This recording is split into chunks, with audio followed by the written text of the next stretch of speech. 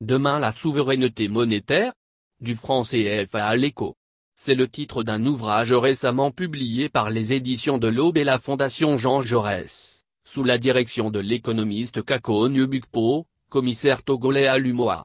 Pour lui, la fin du franc CFA est un test de sincérité pour la France, et un test de crédibilité pour les États africains.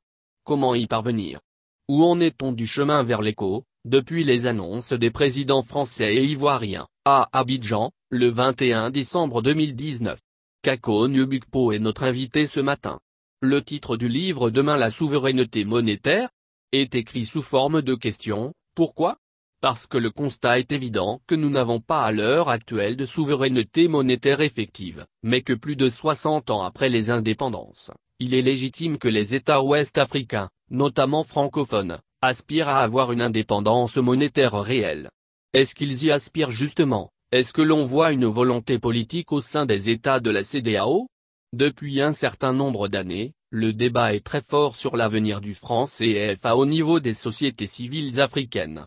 La volonté est manifeste. Au niveau du secteur privé tout dépend. L'ambiguïté demeure au niveau des politiques où effectivement l'on ne sait pas trop quelle est la position commune. Et du côté français? Du côté français, il y a eu les annonces faites par le président Emmanuel Macron à Abidjan le 21 décembre 2019, qui disaient que finalement, le franc CFA allait être remplacé par l'Écho. Mais ce à quoi nous avons assisté depuis lors, c'est un semblant de réforme, c'est-à-dire qu'on garde le mécanisme actuel, on toilette un peu, mais tous les éléments problématiques du franc CFA demeurent. On a l'impression qu'au niveau français, on veut désamorcer la crise qui monte du point de vue des sociétés civiles, mais qu'on veut au final faire semblant de changer les choses, alors que fondamentalement, le cœur du système est maintenu. Depuis ces annonces du 21 décembre 2019, est-ce qu'il y a des étapes qui ont quand même été franchies? Oui, au niveau français, l'accord de coopération monétaire entre la France et l'Union monétaire ouest-africaine a été ratifié, mais au niveau africain, il y a une timidité qui pose problème, parce qu'en dehors de la Côte d'Ivoire, qui est dans son processus de ratification, les autres États ne se précipitent pas. Si on comprend bien, il n'y a pas encore beaucoup d'étapes qui ont été franchies. Existe-t-il une feuille de route pour les prochaines étapes avec des échéances?